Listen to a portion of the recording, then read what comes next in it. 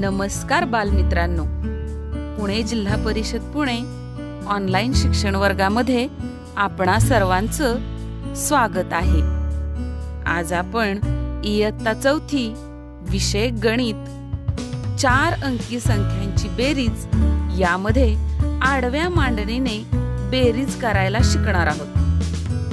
बालमित्रांनो, या आधीच्या पाठामध्ये तुम्ही 2 अंकी 3 अंकी संख्यांची बेरीज उभ्या मांडणीने करायला शिकलेला आहात.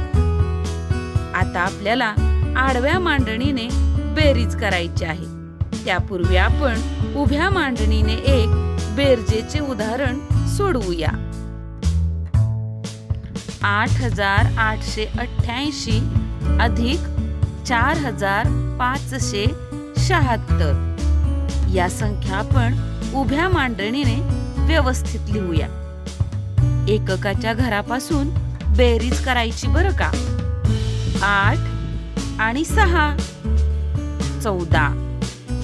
14 ला 4 एकक एककाच्या घरामध्ये आणि 1 हातचा दशकाच्या घरामध्ये. आता दशकाची बेरीज 8 आणि 7 15 आणि 1 16. 6 दशक दशकामध्ये आणि 1 हातचा शतकाच्या घरात. आता शतकाची बेरीज 8 आणि 5 13 आणि हातचा 1 मिळून 14. 14 ला 4 आणि हातचा 1 हजाराच्या घरामध्ये. आता हजाराची बेरीज 8 आणि 4 12 हातचा 1 13. उत्तर आलं 13,464. आलं का लक्षात? आता एक उदाहरण आडव्या मांडणीने सोडवूया. चला तर मग 27,005 अधिक 1,238. आडव्या मांडणीने सुद्धा आधी एककाच्या घराची बेरीज करायची. 8 आणि 5 13. 13 ला 3 1 हातचा मनात धरूया.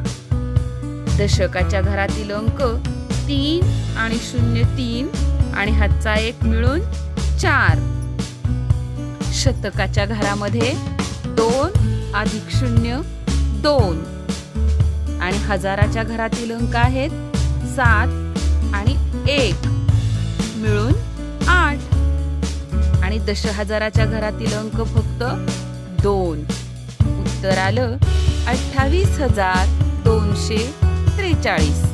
बालमित्रांनो, आडवी बेरीज करताना सुद्धा अंक उत्तर लिहिताना उजवीकडून डावीकडे म्हणजेच एककाकडून दशहजाराकडे याप्रमाणे उत्तर लिहावे लागेल.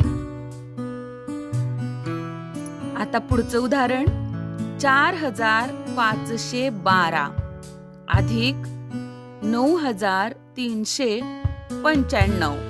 आता आडव्या मांडणीने सुद्धा उदाहरण सोडवताना आपण हातचा मनात धरायचा आहे.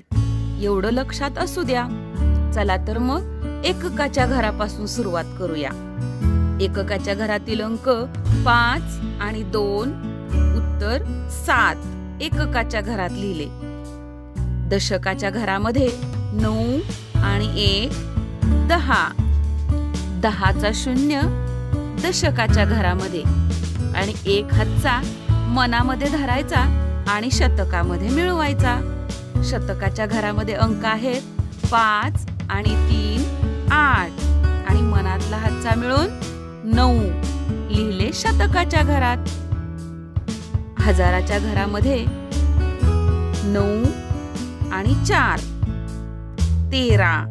13चे 3 हजाराच्या घरामध्ये आणि 1 हातचा मनात ठेवूया. आता दशहजाराच्या घरामध्ये कोणताच अंक नाही, म्हणजे फक्त आलेला हातचा दशहजाराच्या घरामध्ये येईल. मग उत्तर आलं 13,907. बरोबर. आता पुढचं उदाहरण 92,009 अधिक 429. आपल्याला 5 अंकी संख्येत 3 अंकी संख्या मिळवायची आहे आणि बेरीज करायची आहे आडव्या मांडणीने. एककाच्या घरातील अंक 9 आणि 9 18. 18ला लिहायचे एककाच्या घरामध्ये 8 आणि 1 हातचा दशकात मिळवूया.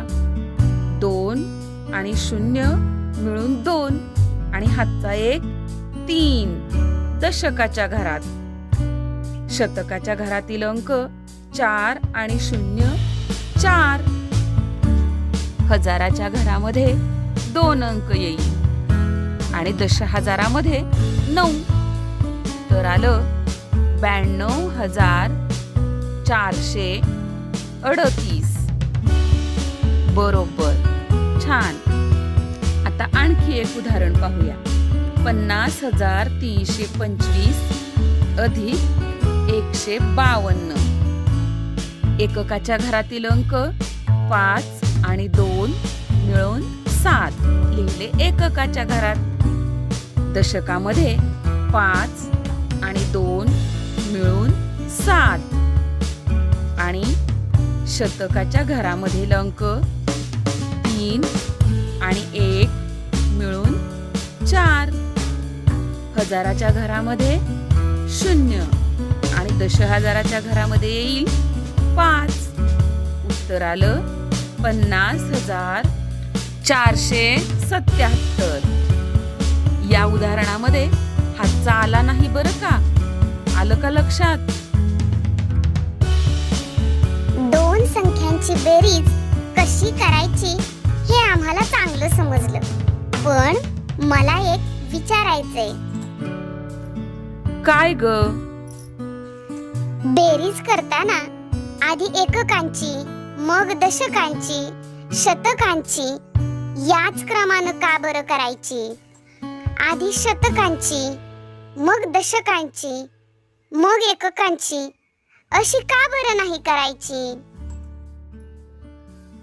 तशीही करता येईल. तुला दोन्ही रीतींनी बेरजा करून दाखवते.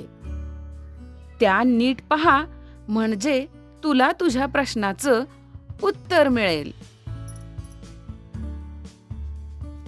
ही पहिली पद्धत.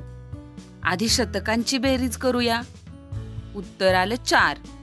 मग दशकांची बेरीज 9 आणि 8 आणि 2 19 आणि एककांची बेरीज आली 22.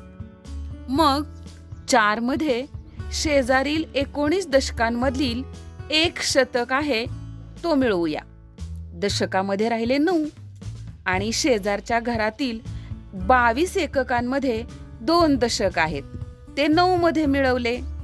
आता आले 4 आणि 1 5 शतक, 9 आणि 2 11 दशक आणि 2 एकक. पुन्हा आपल्याला 11 दशकांमधील एक शतक 5 शतकांमध्ये मिळवावे लागतील. मग उत्तर येईल 6 शतक, 1 दशक आणि 2 एकक. या ठिकाणी आपल्याला 2 वेळा बेरीज करावी लागली. आता दुसरी पद्धत पाहूया. एककाकडून सुरुवात करूया. एककाच्या घरातील अंकांची बेरीज आली 22. 22ला लिहिले 2 आणि हातचे आले 2 दशक. दशकाच्या घरातील अंकांची बेरीज आली 21. 21ला 1 आणि हातचे आले 2 शतक. शतकांची बेरीज करूया. हातच्या सहित बेरीज आली 6. उत्तर आलं 612. मग कोणती पद्धत सोपी वाटतेय? आलं का लक्षात तुमच्या? लक्षात ठेवा, बेरीज करताना आधी एककांची, मग दशकांची, नंतर शतकांची याप्रमाणे एककापासून सुरुवात करून क्रमाने मोठ्या स्थानावरील अंकांची बेरीज करणे सोयीचे असते. आता पुढील बेरजेची उदाहरणे वहीमध्ये आडवी मांडणी करून व्यवस्थितपणे सोडवा. चला तर मग पुन्हा भेटूया पुढच्या पाठाच्या वेळी. धन्यवाद.